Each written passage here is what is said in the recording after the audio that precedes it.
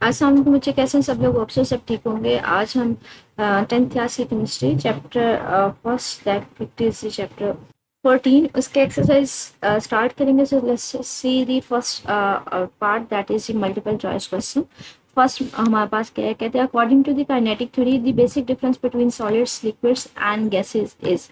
अब सब में बेसिक डिफरेंस क्या होता है? सब में बेसिक डिफरेंस हमारे पास ना एटम्स की या मॉलिक्यूल्स की मूवमेंट और अरेंजमेंट पे होता है। फॉर एग्जांपल सॉलिड्स में वो टाइटली पैक्ड होते हैं, सच मूव नहीं कर सकते। लिक्विड में थोड़ा दूर दूर होते हैं, मॉलिकुलर फोर्सेस होते हैं लेकिन कंपैरेटिवली वीक होती है। गैसेस में तो बहुत ज़्यादा दूर दूर होते हैं, तो मूवमेंट के ऊपर डिपेंड करता है। डिफरेंस होती है मॉलिक्यूल, जितना ज़्यादा इंटर मॉलिकुलर फोर्सेस कम होंगी उतने ज़्यादा वो इजीली मूव ऑन कर सकते हैं। तो गैस मॉलिक्यूल्स में काफ़ी मूव ऑन, मतलब उनकी मोशन काफ़ी ज़्यादा होती है, तो वो रैंडमली फ्रीली मूव कर सकते हैं। लिक्विड में मूव कर सकते हैं लेकिन सॉलिड्स में वो टाइटली पैक्ड होते हैं, तो ऐसा मोशन नहीं होती, वाइब्रेशन मोशन होती है सिर्फ और सिर्फ। ठीक है, आगे कहते हैं upon heating the rate of vaporisation, आप इंक्रीज कर देते हैं तो वेपोरेशन जो है वो हमारे पास वेपोरेशन इंक्रीज कर जाती है। फॉर एग्जाम्पल हमारे किसी सरफेस में, किसी कंटेनर में पानी मौजूद है, तो पानी के मॉलिक्यूल्स होते हैं ना, जो सरफेस के मॉलिक्यूल्स होते हैं, जैसे उनको इनफ अमाउंट ऑफ एनर्जी मिलती है तो वो सरफेस से एस्केप कर जाते हैं, वहां से निकल जाते हैं। अगर फॉर एग्जाम्पल इसको मैं गर्म करना शुरू कर दूँ तो क्या होगा, सरफेस के मॉलिक्यूल को ज़्यादा एनर्जी मिलेगी तो वो ज़्यादा जल्दी एस्केप कर जाएंगे, तो ज़्यादा मॉलिक्यूल जो है एटमॉस्फेयर में जाना शुरू हो जाएंगे। तो वेपोरेशन जो है हमारे पास क्या होती है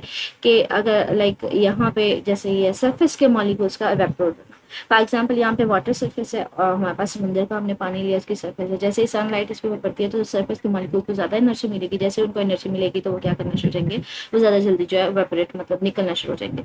तो सरफेस के मॉलिक्यूल्स का निकलना that is called the evaporation.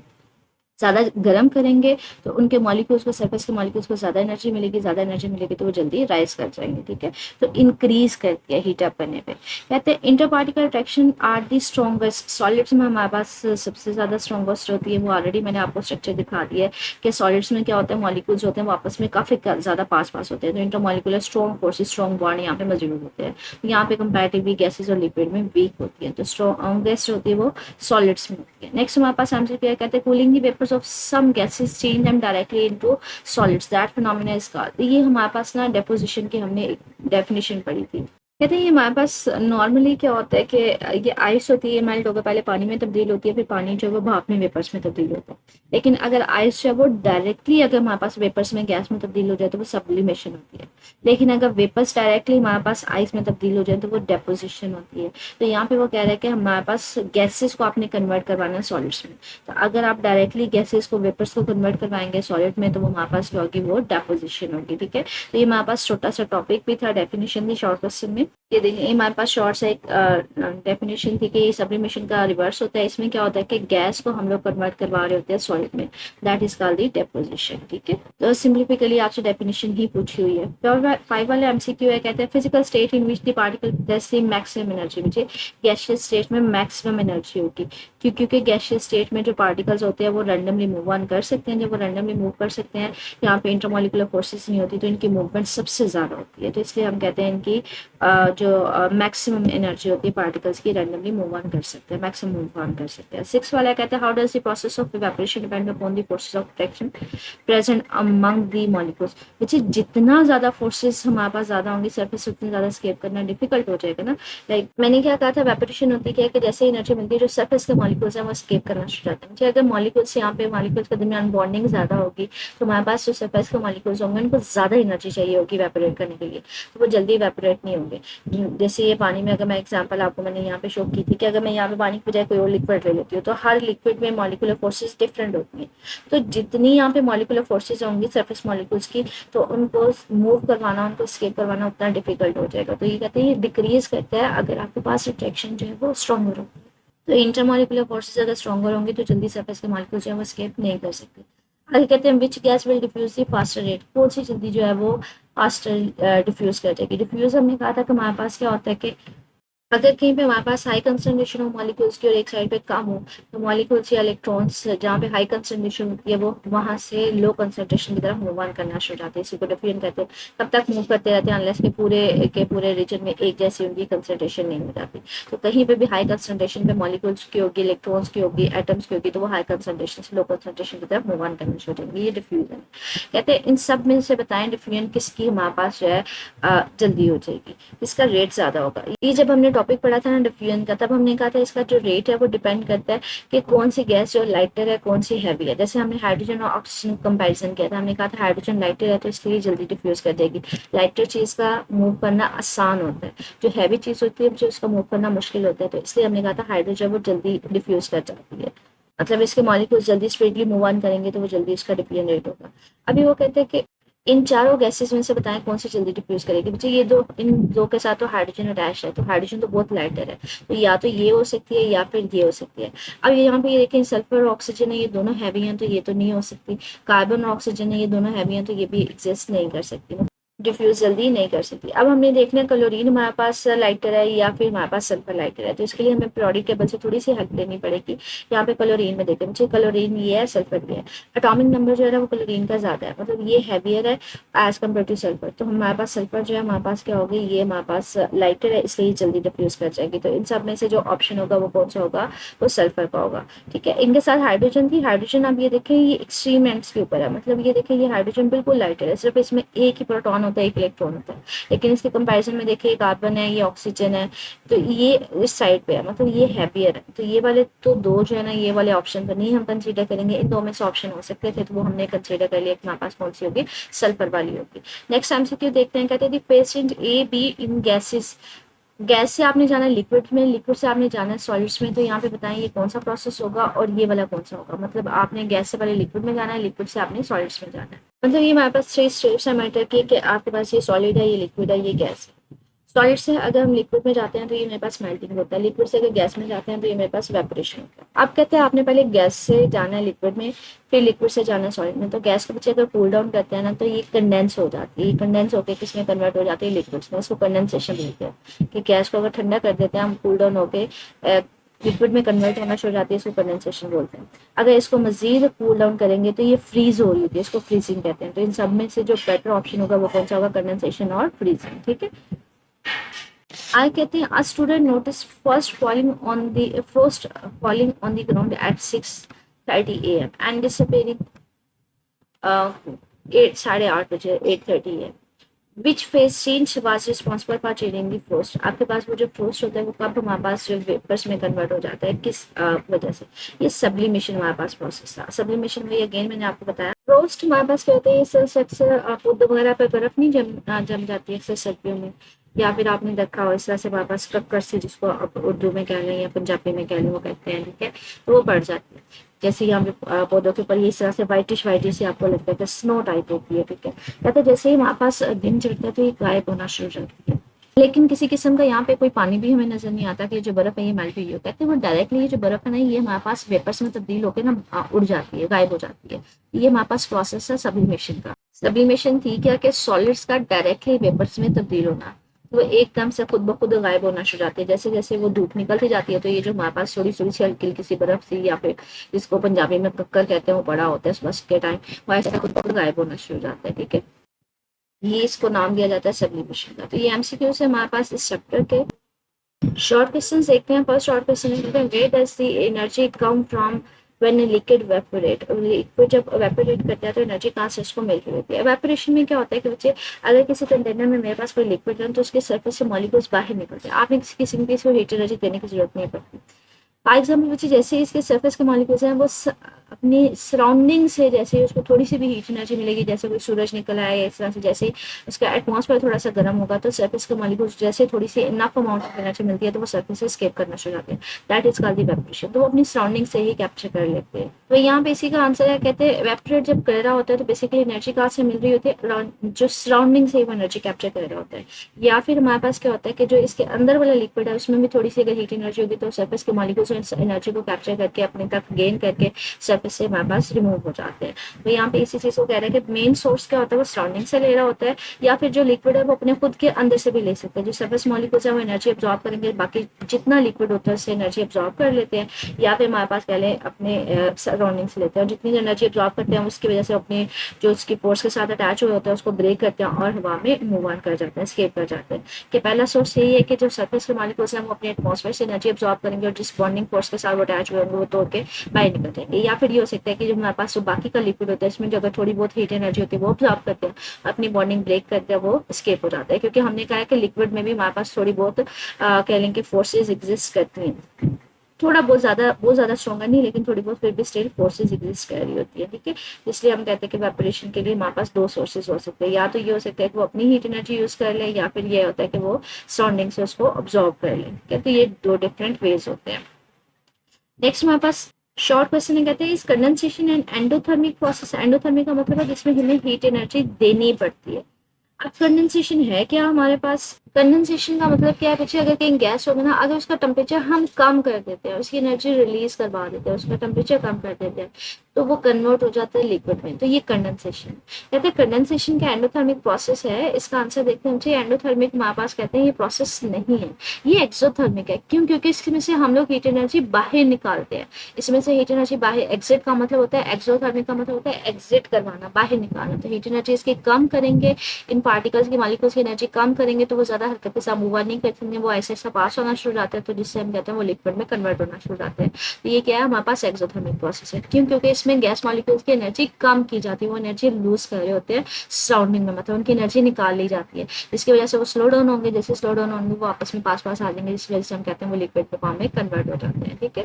Next short question कहते हैं why naphthalene balls disappear after some time. Naphthalene balls हमारे पास क्या होती है? कहते हैं हमारे पास ना नेफ्थलीन बॉल्स इस तरह से ना छोटी छोटी हमारे पास नेफ्थलीन की गोलियां होती है, इनको मुझ कॉमनली ना कपड़ों के अंदर रखा जाता है ताकि कोई कीड़े वगैरह इसको खराब ना करें, इसको कपड़ वगैरह में रखा जाता है। अच्छा, ये हमारे पास यहाँ पे कहते हैं थोड़ी देर बाद में खुद ब खुद गायब हो जाती है। कहते हैं यहाँ पे ना सब्लिमेशन का प्रोसेस होता है। सब्लिमेशन में क्या होता है कि ये जो सॉलिड है वो डायरेक्टली वेपर्स बन के ऐसा ऐसा हवा में रिलीज होना शुरू हो जाता है। तो ये सब्लिमेशन के जरिए जो है ना ऐसे ऐसा खुद ब खुद गायब हो जाती है। तो यहाँ पे इसी चीज को कह रहे हैं कि हमारे पास ये क्यों गायब हो जाती है। कहते हैं नेफ्थलीन बाल्स डिसअपीयर हो जाती है क्योंकि सम टाइम के बाद हमारे पास सब्लिमेशन होती है। सब्लिमेशन हमने कहा था कि सॉलिड जो है वो डायरेक्टली किसमें कन्वर्ट हो जाता है? गैस में, मतलब वो वेपर्स बन के हवा में वैसे खुद ब खुद कन्वर्ट हो जाता है, किसी किस्म की लिक्विड स्टेट वहाँ पे एक्सिस्ट नहीं करती। ये सब्लिमेशन मैंने आपको डिफाइन भी की थी चैप्टर में ना, हमने डिटेल में पढ़ा था कि जिसमें जो सॉलिड है लाइक आइस है या सॉलिड कोई भी चीज़ है वो लिक्विड में कन्वर्ट नहीं होती, बल्कि वो डायरेक्टली किसमें कन्वर्ट हो जाती है? वो वेपर्स में, गैस में चेंज हो जाती है। तो इसलिए हमारे पास वो खुद ब खुद ऐसा ऐसा जो है वो हमारे पास स्केप होना शुरू होता है। मॉलिक्यूल्स जो है इनफ उनको एनर्जी मिलती है तो वो डायरेक्टली वेपर्स के फॉर्म में कन्वर्ट होकर स्केप होना शुरू होता है, वहाँ पे कोई लिक्विड वगैरह हमारे पास अपेयर नहीं होता। नेक्स्ट अगर शॉर्ट क्वेश्चन हमारे पास देखें तो कहते हैं why does the temperature remains constant during a phase change. कि जब हमारे पास फेज चेंज हो रहा होता है टेम्परेचर क्यों कांस्टेंट हो जाता है? इसके लिए जब हम लोगों ने कन्वर्जन देखी थी ना एक स्टेट की दूसरी स्टेट में, लाइक सॉलिड के लिक्विड में, तो हमने उसके लिए ना ग्राफ भी ड्रॉ किया था। ये ग्राफिकली हमने इसको चेक किया था कि जैसे ही हमारे पास क्या होता है टेम्परेचर कम होता है, आप इस टेम्परेचर को बढ़ाते जाते फॉर एग्जाम्पल 0 डिग्री सेल्सियस के ऊपर मेल्ट होना शुरू होगी, टेम्परेचर बढ़ना शुरू हो जाता है 0 डिग्री सेल्सियस पे एक दफा मेल्ट होना शुरू होगी। अब यहाँ पे सॉलिड भी होता है, लिक्विड भी होता है। उसके बाद अगर आप उसको गर्म करते हैं ना तो किसी किस्म का टेम्परेचर चेंज नहीं होता, टेम्परेचर उसी तरह से रहता है, वो कांस्टेंट रहता है, टेम्परेचर चेंज नहीं होता। आप कहते हैं जितनी आप हीट एनर्जी उसको देंगे ना इसके बाद वो सारी सारी कन्वर्ट क्या करवा रही होगी, वो बाकी का जो सॉलिड होगा ना उसको लिक्विड में कन्वर्ट करवा रही होगी। उसके बाद हीट एनर्जी जो है वो टेम्परेचर चेंज नहीं करती, बल्कि वो उसको कन्वर्जन में, उसके स्टेट चेंज करने में यूज हो रही थी। तो स्टार्टिंग में अगर टेम्परेचर कम है, मतलब स्टार्टिंग में अगर वो कह लें आइस है या सॉलिड में है, तो अगर आप उसको हीट एनर्जी देते हैं तो उसका टेम्परेचर बढ़ना शुरू होता है। टेम्परेचर बढ़ता जाता है, एक पॉइंट ऐसा आता है कि जब स्टेट चेंज होना शुरू होती है, जैसे आइस की एग्जाम्पल है, अगर वो मेल्ट होना शुरू हो जाती है तो उसके बाद मजीद गर्म करने पर उसका टेम्परेचर नहीं बढ़ेगा, उसके बाद टेम्परेचर सेम रहेगा। लेकिन अगर आप गर्म करते जाएंगे तो बाकी की जो सॉलिड होगा उसको लिक्विड में कन्वर्ट करवा दिया जाता है। जैसे यहाँ पे एग्जांपल उसने दी थी ये बर्फ के मेल्ट होने की, कि स्टार्ट में अगर ये बर्फ है इसका टेम्परेचर जो है फॉर एग्जांपल मैं कहती हूँ -3 या -5 डिग्री सेल्सियस है। आप क्या करते हैं यहाँ पे सिर्फ और सिर्फ बर्फ होती है, आप इसका हीट एनर्जी इसको गर्म करते जाते for example 0 degree Celsius temperature इसका बढ़ता जाएगा गर्म करने में। 0 डिग्री सेल्सियस पे मैं कहती हूँ जाके ये क्या करना शुरू जाता है? मेल्ट करना शुरू जाता है। कहते हैं इसके बाद जितना आप उसको गर्म करेंगे आप उसका टेम्परेचर चेंज नहीं होगा। इसमें क्या होगा कि जो बाकी की बर्फ रह गई होगी ना वो उसको किसमें कन्वर्ट करवा रहा होगा? उसको लिक्विड में, मतलब बाकी के जो मॉलिक्यूल्स के दरमियान यहाँ पे बर्फ के दरमियान फोर्सेज होंगे, उसको ब्रेक करवाने के लिए हीट एनर्जी यूज होगी ताकि जो बाकी की हमारे पास बर्फ रह गई उसको पानी में कन्वर्ट करवाया जा सके। उसके बाद टेम्परेचर चेंज नहीं होता। इसी चीज को एक्सप्लेन कर रहा है। कहते हैं एक दफा अगर स्टेट चेंज होना शुरू हो जाए तो टेम्परेचर चेंज नहीं होता, टेम्परेचर कॉन्स्टेंट रहता है। क्यों? क्योंकि एक दफा अगर स्टेट चेंज हो रही होती है, स्टार्ट हो जाती है, तो जो एनर्जी आप उसको सप्लाई करेंगे वो इंटरमॉलिक्यूलर फोर्सेस को ब्रेक करने में इस्तेमाल होती है ताकि जो बाकी की हमारे पास स्टेट है कि जो बाकी के मॉलिक्यूल्स है उसको कन्वर्ट करवाया जा सके। जैसे मैंने बर्फ की एग्जांपल दे दी है कि अगर वो हमारे पास कह लेंगे अगर मेल्ट होना शुरू हो गई है, मजीद अगर आप हीट एनर्जी देंगे तो वो बाकी के जो यहाँ पे मॉलिक्यूल्स के दरमियान फोर्सेस है उसको ब्रेक करवाएगी, ताकि बाकी की जो स्टेट है वो भी चेंज होना शुरू हो जाए। ठीक है, तो वो इंटरमोलिकुलर फोर्सेस को ओवरकम करने के लिए यूज होती है, बजाय इसके कि वो टेम्परेचर इंक्रीज करवाता जाए और काइनेटिक एनर्जी मिलती जाए। ऐसा नहीं होता, टेम्परेचर सेम रहता है, टेम्परेचर चेंज नहीं होता, सिर्फ और सिर्फ क्या होता है, स्टेट चेंज हो रही होती है। ठीक है, अगर नेक्स्ट हमारे पास और क्वेश्चन को देखें, कहते हैं is it possible to compress a liquid like a gas. जैसे हमारे पास ये अगर गैस है, यहाँ पे मॉलिक्यूल्स हैं, ठीक है, गैस मॉलिक्यूल्स के दरमियान में काफी ज्यादा जो है ना वो स्पेसिंग होती है, तो काफी ज्यादा यहाँ पे ये दूर दूर होते हैं, इनके साइज के निस्बत ना काफी ज्यादा दूर दूर होते हैं। तो अगर इसको हमारे पास ये मैंने इसका कवर ले दिया, ये इसका ढक्कन ले दिया, अगर मैं इसको कंप्रेस करना चाहूँ, मुझे इसको कंप्रेस करना चाहूँ तो मैं क्या करूँगी, इसके ऊपर प्रेशर बढ़ा दूंगी, मैं बाहर से इसके ऊपर फोर्स ज्यादा लगाना शुरू कर दूंगी, प्रेशर एक्सर्ट ज्यादा करूंगी, तो ये मॉलिक्यूल्स क्या होंगे, आपस में पास पास आना शुरू हो जाएंगे, तो इसको कंप्रेस किया जा सकता है। कहते हैं क्या पानी को कंप्रेस किया जा सकता है, फॉर एग्जाम्पल अगर ये किसी ग्लास में पानी है, इसको कंप्रेस किया जा सकता है, नहीं किया जा सकता, इसका जितना वॉल्यूम है उसने उतना ही ऑक्यूपाई किया। अगर मैं इसके ऊपर प्रेस करना शुरू करूँ, वॉल्यूम राइज करना शुरू हो जाएगा और ये पानी बाई की तरफ आना शुरू हो जाएगा, तो इसको कंप्रेस नहीं किया जा सकता। तो वो इसी चीज को कह रहे हैं कि लिक्विड्स को कंप्रेस नहीं किया जा सकता, गैसेस को किया जा सकता है क्योंकि उसमें मॉलिक्यूल्स के दरमियान बहुत ज्यादा स्पेसिंग होती है, जैसे मैंने यहाँ पे आपको ये बताया, ये ड्रॉ करके भी मैं आपको मैंने शो किया था कि गैसेस में इंटरमॉलिक्यूलर फोर्सेस काफी ज्यादा होती हैं, सॉरी स्पेसेस बहुत ज्यादा होती हैं, मॉलिक्यूल्स आपस में काफी ज्यादा दूर दूर होते हैं, तो उसको कंप्रेस किया जा सकता है। इसके कंपैरिजन में हमारे पास जो लिक्विड्स होते हैं उसको कंप्रेस नहीं किया जा सकता क्योंकि ऑलरेडी में मॉलिक्यूल्स होते हैं वो काफी ज्यादा दूर दूर होते हैं, तो उनको कंप्रेस नहीं किया जा सकता। नेक्स्ट शॉर्ट क्वेश्चन देखते हैं, कहते हैं can you change the temperature at which the water boils in an experiment in your lab. क्या आप टेम्परेचर को चेंज कर सकते हैं? जी ऑफ कोर्स किया जा सकता है। ठीक है, तो कहते हैं हमारे पास बॉइलिंग पॉइंट कब होता है, जब हमारे पास जो एटमॉस्फेरिक प्रेशर के इक्वल वाटर प्रेशर हो जाता है। लाइक पानी बॉयल कब करना शुरू होता है या कोई भी जो लिक्विड है वो बॉयल कब होना शुरू होता है, जब पानी का अपना जो प्रेशर है, वेपर प्रेशर जो है वो हमारे पास बाहर के एटमॉस्फेरिक प्रेशर के इक्वल आना शुरू होता है। जब दोनों प्रेशर इक्वल आ जाते हैं तब ये बॉयल होना शुरू होता है, मतलब इसमें जो बबल्स बनना शुरू हो जाते हैं, ये फटना शुरू हो जाते हैं, जब इनका प्रेशर जो है वो हमारे पास बाहर के प्रेशर के इक्वल आ जाए तब बॉयल होना शुरू होता है। कहते हैं अगर हम किसी तरह से एटमॉस्फेरिक प्रेशर को चेंज करते हैं, बाहर वाले प्रेशर को चेंज करते हैं, अगर बाहर वाला एटमॉस्फेरिक प्रेशर कम होगा तो हमारे पास वो जल्दी बॉयल होना शुरू हो जाएगा, अगर ज्यादा होगा तो वो जल्दी बॉयल नहीं होगा। तो यहाँ पे कह रहे हैं कि अगर हम लोग बाहर वाले प्रेशर को डिक्रीज करवा दें, ठीक है, किसी तरह से, तो पानी जो है वो जल्दी बॉयल हो जाएगा, वो 100 डिग्री सेल्सियस से पहले बॉयल हो जाएगा। ठीक है, और अगर हम लोग प्रेशर को इंक्रीज करवा दें, जैसे प्रेशर कुकर में हम इस्तेमाल कर रहे होते हैं, तो पानी जो है वो जल्दी बॉयल नहीं होगा। हमारे पास क्या होता है, प्रेशर कुकर में क्या होता है कि नीचे जो एटमॉस्फेरिक प्रेशर है वो खुद बिल्डअप किया जाता है, वो हाई पेपर प्रेशर, यहाँ पे जो एटमॉस्फेरिक प्रेशर है वो काफी ज्यादा हाई कर दिया जाता है, जाकर तो इसके अंदर जो चीजें वो जल्दी बॉयल ना हो, जितनी हीट एनर्जी है वो सारी खुद अब्जॉर्ब करते रहें। ठीक है, जब वो खुद अब्जॉर्ब करते रहेंगे वो जल्दी अब्जॉर्ब हीट नहीं बॉयल नहीं होगा, तो ये वेपर प्रेशर ज्यादा करने की वजह से होता है। तो वो जब खुद बॉयल करते जाएंगे तो वो ज्यादा हीट एनर्जी होती है, वो जल्दी बॉयल नहीं होता, तो उसका बॉइलिंग पॉइंट जो वो हम इंक्रीज कर देते हैं ताकि ज्यादा से ज्यादा जो हीट एनर्जी है वो फूड को मिल सके, वो पक सके। ठीक है, इसलिए हमारे पास प्रेशर कुकर में क्या होता है कि वो जल्दी बॉयल नहीं होती, बल्कि वो क्या करना शुरू हो जाते हैं, वो हीट एनर्जी अब्जॉर्ब करना शुरू हो जाते हैं, इसलिए वो जल्दी खाना पक जाता है क्योंकि हीट एनर्जी उन्होंने ज्यादा अब्जॉर्ब की होती है, वो बॉयल लेट होता है। कहते हैं in which season the wet clothes get dry after a relatively longer time. किस मौसम में आपके पास जो कपड़े हैं वो जल्दी खुशक नहीं होती, गीले कपड़े। प्रोसेस क्या होता है, बेसिकली जब हम लोग वेट क्लॉथ्स को ड्राई करने के लिए हैंग करते हैं तो हमारे पास क्या होता है, इसके अंदर जो पानी के मॉलिक्यूल्स होते हैं वो एवापोरेट हो जाते हैं, मतलब इनके सरफेस से बाहर निकल जाते हैं। अब हमारे पास क्या बचे, एवापोरेशन क्या, सरफेस के मॉलिक्यूल्स बाहर निकल जाते हैं। हमारे पास सरफेस के मॉलिक्यूल्स बाहर निकलते हैं कब, जब हमारे पास ड्राई एयर होती है, हवा में मॉलिक्यूल्स नमी नहीं होती, तो पानी के मॉलिक्यूल्स हम बाहर निकलना शुरू हो जाते हैं, एवापोरेट सरफेस से बाहर निकलना शुरू हो जाते हैं। लेकिन अगर ऑलरेडी पानी में नमी मौजूद है, पानी में वाटर मॉलिक्यूल्स हैं, तो कम मॉलिक्यूल्स जो हमारे पास सरफेस से बाहर निकलेंगे। तो एवापोरेशन ड्राई में गर्मियों के मौसम में जल्दी बाहर निकल जाती है, लेकिन अगर कभी नमी हो, बारिश वगैरह का मौसम हो, तो वहाँ पे ऑलरेडी पानी में पानी के मॉलिक्यूल्स सरफेस सॉरी एटमॉस्फेयर मौजूद होते हैं, इसलिए सरफेस से मॉलिक्यूल्स जल्दी एस्केप नहीं करते। तो इसी चीज को हमारे पास एक्सप्लेन कर रहा है कि हमारे पास जब रेनी सीजन होता है, मानसून का मौसम होता है, तब हमारे पास जो है वो जल्दी कपड़े ड्राई नहीं होते। क्यों? क्योंकि हमारे पास हवा में ऑलरेडी जो है मॉइस्चर मौजूद होता है, पानी के मॉलिक्यूल्स मौजूद होते हैं, जिसकी वजह से जो वेपोरेशन होती है तो से वो जल्दी अकर नहीं करती। नेक्स्ट अगर हमारे पास शॉर्ट क्वेश्चन की तरफ चले जाए, कहते हैं मैंने solid heated what happens to particle when which are vibrating. तो अगर हीट अप करेंगे तो ऑटोमेटिकली क्या होगी, उनके अंदर मॉलिक्यूलर फोर्सेस ब्रेक करेंगे। जैसे हम लोगों ने ये बात की थी ना, हमारे पास क्या होता है कि लाइक सॉलिड में क्या होता है कि मॉलिक्यूल्स जो होते हैं ना हमारे पास टाइटली पैक्ड होते हैं, अगर इसको गर्म करना शुरू हो जाएंगे तो पीछे क्या होगा, इन मॉलिक्यूल्स की आपस की बॉन्डिंग ब्रेक होगी और ये मूव करना शुरू हो जाएंगे, तो वो लिक्विड में कन्वर्ट होना शुरू हो जाएंगे। तो वो इसी चीज़ को कह रहा है कि अगर हम लोग हीट करना शुरू हो जाए तो हमारे पास उनकी मोशन जो है वो बढ़ जाएगी, ठीक है। तो इसी चीज़ के आंसर को देखते हैं हमारे पास किस तरह से वो आंसर कर रहा है। कहते हैं अगर आप उसको हीट अप करेंगे तो मॉलिक्यूल्स की काइनेटिक एनर्जी बढ़ जाएगी, मोशन बढ़ेगी, वाइब्रेशन ज़्यादा होंगी, रैपिड होंगी, जिसकी वजह से वाइब्रेशन इतनी ज़्यादा होंगी कि वो उनके दरमियान जो बॉन्ड होता है वो उनको जो जोड़ के रखता है वो टूट जाएगा, वो मेल्ट होना शुरू हो जाएंगे, ठीक है। तो वो मेल्टिंग अगर करेगी।